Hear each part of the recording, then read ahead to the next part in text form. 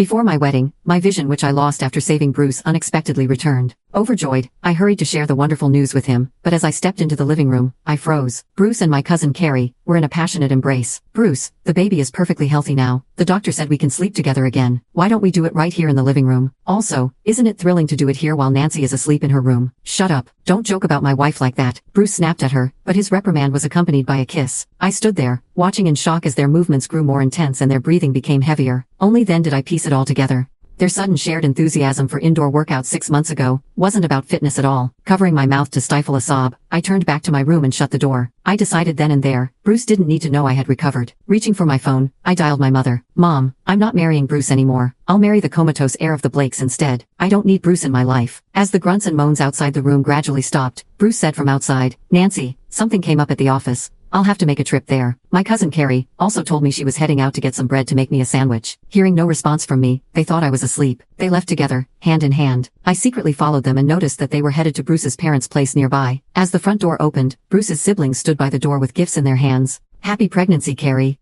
Congratulations, Bruce. You're going to be a father." I covered my mouth in shock. I tried not to make a sound while tears streamed down my face. Bruce's mother also went to the front door to welcome Carrie inside, holding her by the arm. "It's good that you're having Bruce's child. I was really worried that my grandchildren would inherit that blind woman's genes. The Wills will finally have healthy grandchildren." "Yeah, if it weren't for Bruce's kindness, no one in Kent City would want to marry that blind Nancy. Just because her family is wealthy, she acts all high and mighty. Carrie is so much better than her." Bruce's gaze turned a little icy. "Don't ever say that. Nancy lost her sight because of me." Everyone ignored Bruce and continued to discuss what to name the child. I was so heartbroken that I could barely breathe. I ran back home. Tears streamed down my face without control. Bruce's siblings had always been kind and nice to me. I never knew they were such two-faced people. Not long after my mother called. "Nancy, the Blakes have agreed to the marriage. The engagement ceremony will be held 3 days later. Darling, no matter what, I will always support you. Bruce isn't treating you right. Let's swap him off, shall we?"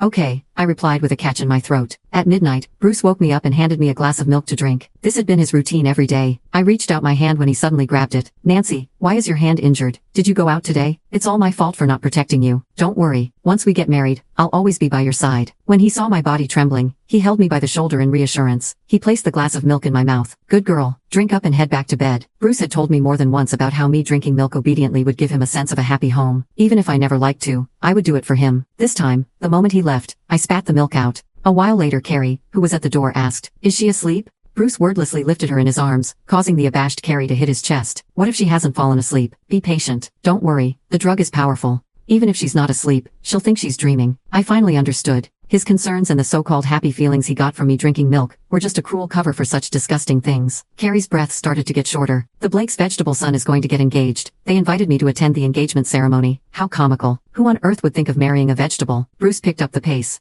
"You're being short-sighted. Being Mrs. Blake is worth millions. I wonder who got lucky. Are you going to take me along to the engagement ceremony?" "Dream on. The guests are wealthy and influential. You wouldn't fit in. I can only bring your cousin with me." Carrie turned away, stopping Bruce from kissing her. She said, "Don't you find it embarrassing to bring a blind woman there? This is a good chance for you to get connected to the wealthy. She'll only drag you down. Besides, I heard that the woman marrying into the Blakes is from Mapletown. I'm from Mapletown too. Maybe I can help connect the two of you." Bruce gave it a thought. What Carrie said made sense to him. He eventually nodded. All right, I'll take you with me." When Bruce let out his last grunt of pleasure, he looked up and met with my gaze in the room. I immediately closed my eyes. Bruce jumped in fright. I closed the door before I came out. "Why is it open? Why does it matter? She's dead asleep anyway. Ignore her. Come and be with me." Soon, I heard their bodies smashing against each other. It was only in the early morning when they finally quieted down. I did not sleep the entire night. My pillow was soaked with tears. "How dare you humiliate me like this all this while, Bruce? Fine, I'll no longer show you mercy." When I heard the two of them woke up, I got out of bed. By the door, I tripped against something. While I pretended not to know what it was, trying to bend to touch it, Bruce immediately got up from the couch and ran to my side. "Nancy, are you okay? Why didn't you call me?" Carrie said with a hint of jealousy. "She just tripped. It's not like she..." "Shut up. You left this here."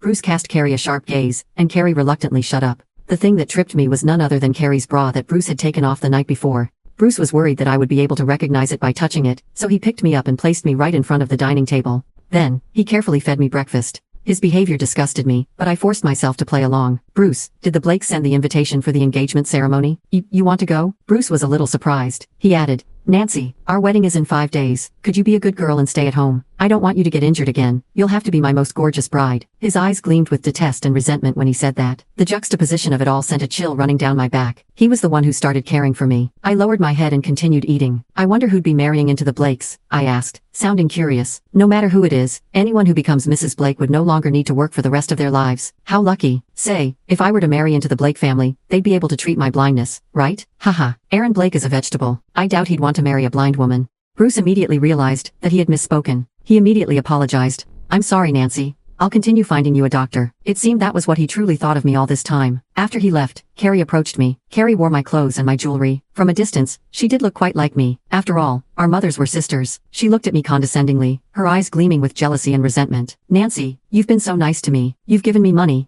gifts, and even a place to stay. Can I just ask for one more thing? What do you want, Bruce? Do you know I'm pregnant with his child? And he's so very eager for the child to arrive. We'll be a happy family of 3. I'm sure you won't fit into the picture, right? Besides, did you know the humiliation he has suffered all these years because of your blindness? If you really love him, you'll give him to me. Let him have the right to properly tell others that he has a healthy wife, instead of a blind wife, who he has to keep at home. I threw a plate on the dining table at her. She angrily grabbed me by the chin. So, what if you're pretty? So what if your family is wealthier than mine? Bruce still chose me to attend events with him. If you're more obedient, Bruce and I will treat you better. After all, if it weren't for you rescuing me from Mapletown, I would have died a long time ago. I'll always remember this kindness. Then Carrie turned and strutted off. All she could think of was how she would soon assume my position, without realizing a burning glare on her back. 3 days later, when my mother came over to hand me the gown, she noticed I had my eyesight back. She was overjoyed. We were just by the entrance of the engagement ceremony venue when she was called away. I entered on my own. I never expected that Bruce and Carrie were already there, holding hands like a couple. Carrie touched her abdomen from time to time. When people realized that she was pregnant, she smiled shyly. When I entered, someone hinted at Bruce. He turned around to see me with a frown. Bruce's friends surrounded us and sized me up patronizingly. I knew all of them. When I had my eyesight in the past, they would always come looking for me, persuading me to get my father to give them a business deal. When I got with Bruce, they started currying favors with Bruce. Nancy, I thought you always knew better than this. I told you not to come. Why are you here? Said Bruce impatiently. I looked at Carrie, who rolled her eyes at me. Why are you here? I snapped. Bruce and Carrie were mortified when they realized what happened. Bruce was first to come to his senses. Nancy, you have your eyesight back. That's amazing. You can finally be my gorgeous bride. Carrie's glare vanished, replaced by a pleasantly surprised look. Nancy, that's amazing. You're finally back to normal. I've been worried for you for the past few years. She wiped away her non-existent tears. She opened her arms, trying to hug me. I avoided her hug, and she fell to the floor. Ah, Bruce, help me. Bruce worriedly helped her up. He looked at me grimly. Nancy, apologize to Carrie. She's been caring for you all these years. Now that you've healed, how could you be so arrogant? I retorted. Has she been taking care of me or taking care of you? They looked horrified at my response. Tears welled up in Carrie's eyes. Nancy, I know the blindness has made you paranoid,